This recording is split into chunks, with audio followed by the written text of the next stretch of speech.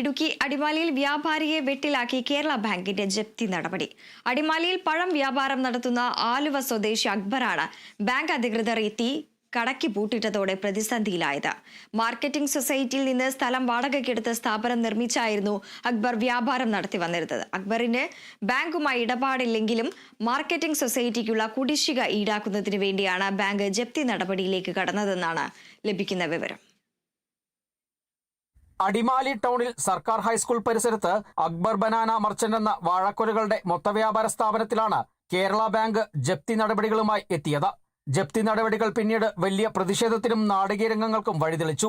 Marketing സൊസൈറ്റിയിൽ നിന്നും സ്ഥലം വാടകയ്ക്കെടുത്ത് സ്ഥാപനം നിർമ്മിച്ചായിരുന്നു അക്ബർ വ്യാപാരം നടത്തി വന്നിരുന്നത്. അക്ബറിന് ബാങ്കുമായി ഇടപാടില്ലെങ്കിലും മാർക്കറ്റിംഗ് സൊസൈറ്റിക്കുള്ള കുടിശ്ശിക ഈടാക്കുന്നതിന് വേണ്ടിയാണ് ബാങ്ക് ജപ്തി നടപടിയിലേക്ക് കടന്നതെന്നാണ് വിവരം.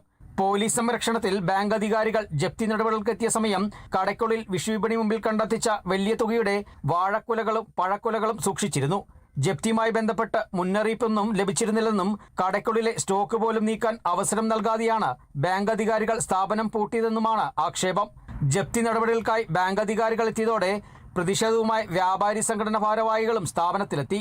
ഇതിനിടെ സ്ഥാപന ഉടമ അക്ബർ കുഴഞ്ഞു വീണു. പോലീസ് അക്ബറിനെ ആശുപത്രിയിലേക്ക് മാറ്റി.